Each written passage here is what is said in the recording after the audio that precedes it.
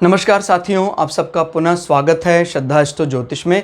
आज हम लोग कवर करने वाले हैं वृषभ लग्न की कुंडली में यदि शुक्र दूसरे भाव में बैठे तो क्या फल है। हम ये भी कह सकते हैं वृषभ लग्न की कुंडली में मिथुन राशि का शुक्र किस प्रकार का फल देता है। इससे पहले हम लोग सूर्य से लेकर बृहस्पति तक चर्चा कर चुके हैं, ऑलरेडी चैनल में अपलोड कर चुके हैं सारे फल को। कोई व्यक्ति भृगु सरल पद्धति को आधार बनाकर ज्योतिष को सीखना चाहता है, हमारे चैनल को सब्सक्राइब कर सकता है। हम जल्दी ही सारे पेंडिंग जो प्लेलिस्ट हैं वो अपलोड करने वाले हैं। मेरा नाम है सनत कुमार वाजपेयी। 15 सालों का अनुभव मुझे साइंस एंड एस्ट्रोलॉजी में। हमारे बारे में और अधिक जानकारी के लिए सिंपली गूगल करें, सनत वाजपेयी लिखें, आपको हमारे बारे में कंप्लीट इन्फॉर्मेशन मिल जाएगी। तो आइए शुरुआत करते हैं आज की क्लास का। प्रथम भाव यहाँ से गिनते हैं 1, 2, द्वितीय भाव। फिलहाल यहाँ मिथुन राशि है, शुक्र बैठे हुए हैं। द्वितीय भाव दोस्तों क्या बताता है? द्वितीय भाव बताता है हमारे जीवन के कौटुंबिक सुख को। हमारे जीवन में किस प्रकार का कौटुंबिक सुख हमें मिलेगा कि नहीं मिलेगा, नात रिश्तेदार हमारी बातें मानेंगे कि नहीं मानेंगे, और जब उनसे मिलते हैं किस प्रकार का एनवायरनमेंट क्रिएट होता है। एक प्रकार कहते हैं भाई रॉयल एनवायरनमेंट है, लग्जरियस है, अलग अलग भावनाएं, वो सब भावनाएं हम यहाँ से जान सकते हैं। हमारे धन, एसेट्स और हमारी पैतृक संपदा का अंदाज़ा लगाया जाता है। आप जीवन में किन किन वस्तुओं का उपभोग करने वाले हैं या नहीं कर पाएंगे, ये सब द्वितीय भाव से पता लगता है। सही मायने में अमीरी का अंदाज़ा काफ़ी हद तक द्वितीय भाव लगाता है। अब कई लोग बहुत अमीर हैं लेकिन द्वितीय भाव कमज़ोर है, तो उन्होंने कमाया तो बहुत लेकिन उपभोग अपने लिए कुछ कर नहीं पाए। तो याद रखिएगा, आय भाव के साथ साथ आपका धन भाव भी स्ट्रांग होना बहुत ज़रूरी है। वस्तुओं का उपभोग करने के लिए, रिसोर्सेज का उपभोग करने के लिए द्वितीय भाव बहुत स्ट्रांग होना ज़रूरी है। आपकी वाणी की सिद्धि, आपने किसी को कोई बात कही पूरी हो गई, एक अच्छे ज्योतिषी, एक अच्छे अर्थशास्त्री के लिए खैर तीसरा भाव जाना जाता है, लेकिन अगर अर्थशास्त्री की कोई ऐसी बातें हैं कि वो कोई बात बोलते हैं वो पूरी हो जाती है, उनके अंदर कुछ ऐसे दैवीय वाणी के गुण भी छलकते हैं, तो वो द्वितीय भाव, यानी वाणी को 2-3 से मिलाकर देखते हैं। जो फॉर्मल कम्युनिकेशन है, अर्थशास्त्र, राजनीति शास्त्र, उसको हम तीसरे भाव से जोड़ते हैं, और आध्यात्म की बातों की पकड़ है उसको द्वितीय भाव से देखते हैं। तो ध्यान है, दोनों भाव से मिलाकर ही हम कुछ सटीक भविष्यवाणी कर सकते हैं।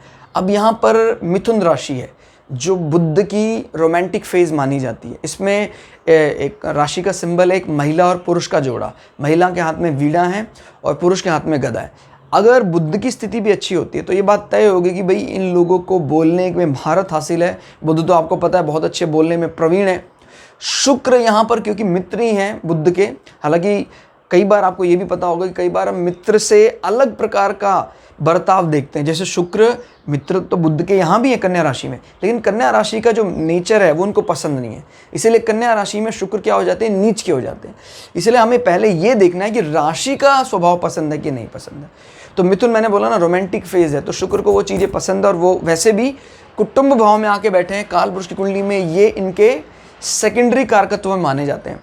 बृहस्पति पहला कारक माना जाता है द्वितीय भाव का, और शुक्र सेकेंडरी दूसरा कारक माना जाता है। तो वो अपने से संबंधित सभी विषयों को देने का प्रयास करेंगे। बड़े अच्छे तपस्वी हैं तो आपके जीवन में आपके नैतिक मूल्य बड़े अच्छे होंगे। प्रॉमिसिंग नेचर जो होता है आदमी का कि ये वादा खिलाफी करेगा या वादा निभाएगा, दूसरे भाव से पता लगता है। तो फिलहाल शुक्र बड़े तपस्वी ब्राह्मण हैं, तो ये वादा पूरा करने वाली बात दिखाई देती है। कलाओं का बड़ा अच्छा ज्ञान है, इनकी जो डिलीवर करने की इनकी जो ताकत है वो प्राय सभी में दिखाई नहीं देती। बड़े अच्छे ढंग से चीज़ों को डिलीवर करते हैं, स्पिरिचुअली अटैच कर लेते हैं लोगों को। क्लियर हो गया? जब कोई इस प्रकार की दर्शन की बातें निकलती, फिलोसफिकल टॉक्स निकलती, तो लोग बंध जाते हैं उनकी बातें सुनकर। वो ताकत हमें कहाँ से मिलती है? द्वितीय भाव से। क्लियर होगा? अब द्वितीय भाव में बैठकर शुक्र और कहाँ कहाँ के हाउसेस को टेक केयर कर रहे हैं, क्या फल उसका मिलेगा। द्वितीय भाव में बैठकर ये लग्न को ध्यान रख रहे हैं। तो जब व्यक्ति का मन मस्तिष्क का स्वामी द्वितीय भाव में लगा रहता है तो आदमी का ये तय है, जिंदगी भर आदमी जो है अपने दिमाग को यहाँ बनाए रखता है। उसका कहीं ना कहीं एक चंद्र कुंडली और देख देंगे तो एकदम क्लियर हो जाएगा। जैसे मान लीजिए चंद्र कुंडली भी यहाँ से बन रही है, चंद्रमा यहाँ बैठे हुए हैं, तो आदमी का जीवन आय और धन के ऊपर ही घूमता रहता है कि भाई रिसोर्सेज। ऐसे लोगों की प्राइमरी एजुकेशन बहुत अच्छी होती है। यानी आप अगर ऐसे व्यक्तियों के साथ अपने बच्चों के कॉन्टेक्ट बनाए रखें तो बच्चों के मोरल वैल्यू इतने हाई होंगे कि कोई डॉक्टर और इंजीनियर के साथ रहने के बाद भी इतना अच्छा सीखने को नहीं मिलता है। एक बात और याद रखिएगा, भारत जैसे देश को आज कमी जो है वो डॉक्टर और इंजीनियर की नहीं है, भारत जैसे देश को कमी है सेकंड भाव की। प्रॉमिसिंग लोग नहीं है भारत में, वादा पूरा करने वाले लोगों की संख्या बहुत कम है। अगर डॉक्टर, इंजीनियर या जो भी पढ़े लिखे लोग या कोई भी अनपढ़ लोग अगर प्रॉमिसिंग हो जाते हैं तो बस फिर वो हमारे देश के काम आ सकते हैं। यानी आप कह सकते हैं एक प्रकार से डायरेक्टली इनडायरेक्टली सही मायने में एक अच्छी एजुकेशन की नींव 9, 5 या 4 नहीं रख रहे हैं, द्वितीय भाव रख रहे हैं।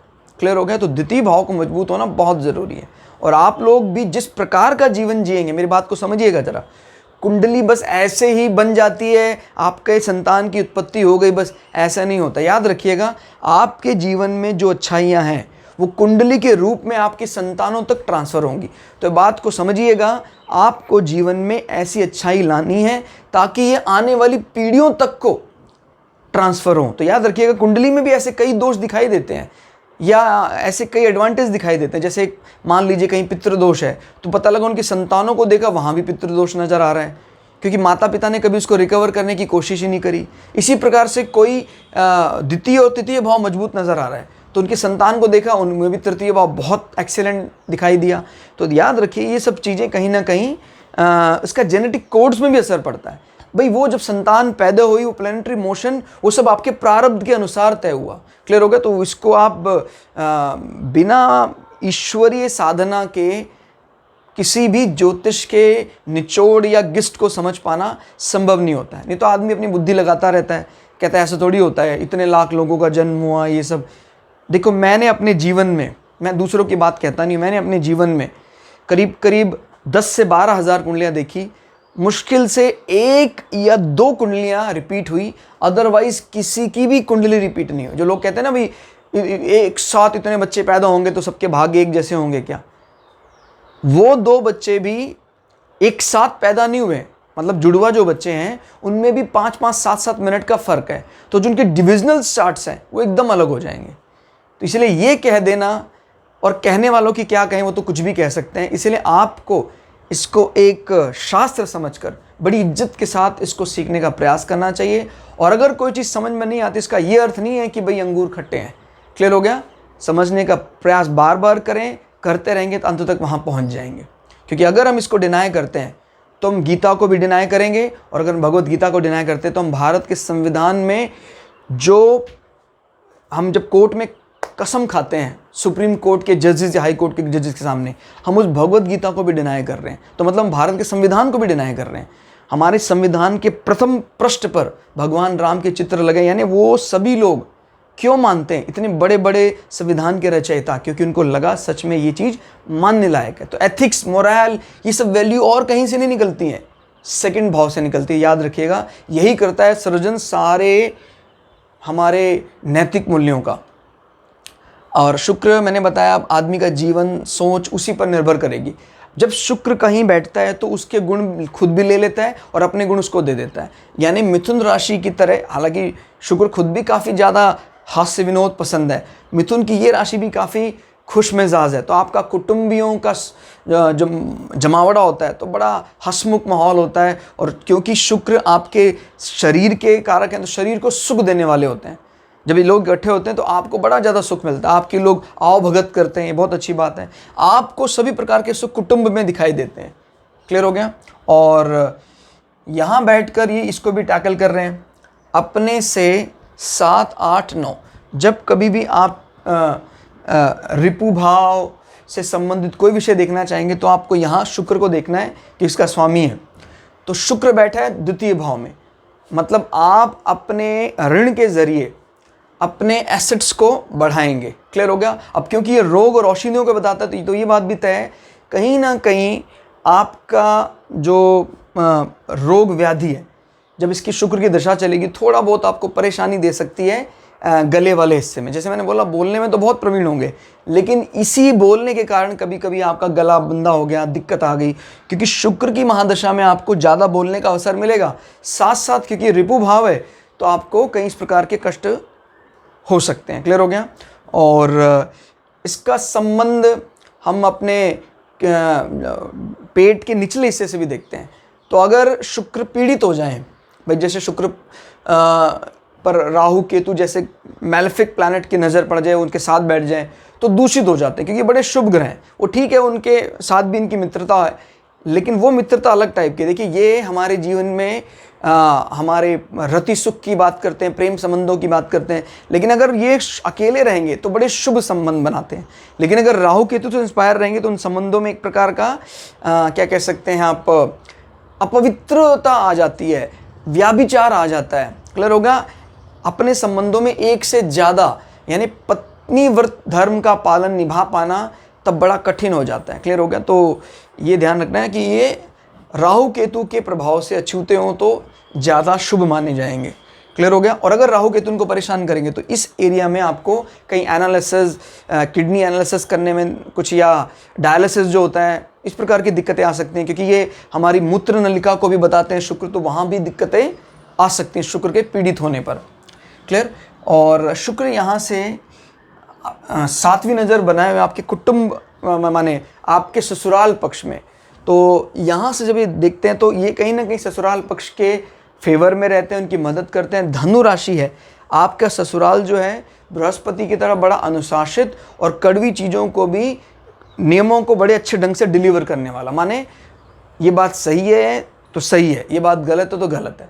क्लियर हो गया? तो ये बृहस्पति की धनु राशि का स्वभाव है। वहाँ शुक्र की नज़र बताती है कि आप, लेकिन आपकी वाणी की जो कमाल की ताकत है बात करने की, वो अपने ससुराल पक्ष को न सिर्फ बना के रखती है, आप उनकी धन से भी मदद करेंगे निरंतर, इसमें कोई दो राय नहीं। और जब बृहस्पति या शुक्र जैसे ग्रहों की अष्टम भाव में नज़र पड़ती है तो ये लोग साधना में, ईश्वरीय प्रेरणा से कोई ना कोई सिद्धि जरूर हासिल करने में कामयाब हो जाते हैं। तो ऐसे लोगों को मंत्र जप करते रहना चाहिए, जरूर फायदा होता है, क्योंकि हमारी कुंडलिनी जागरण से संबंधित भाव भी कहा जाता है अष्टम भाव।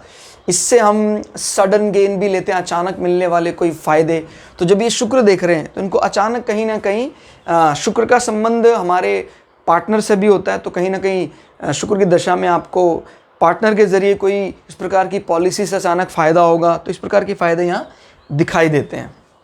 क्लियर? तो कुल मिला के शुक्र क्योंकि कुटुंब भाव के कारक हैं, तो यहाँ बैठकर काफ़ी अच्छे परिणाम दे रहे हैं। तो आज की क्लास में इतना ही। क्लास आपको कैसी लगी कमेंट करके जरूर बताइएगा। मिलते हैं अगली क्लास में, तब तक के लिए जय श्री भगु पराशरा, जय श्री शुक्राचार्य, नमस्कार।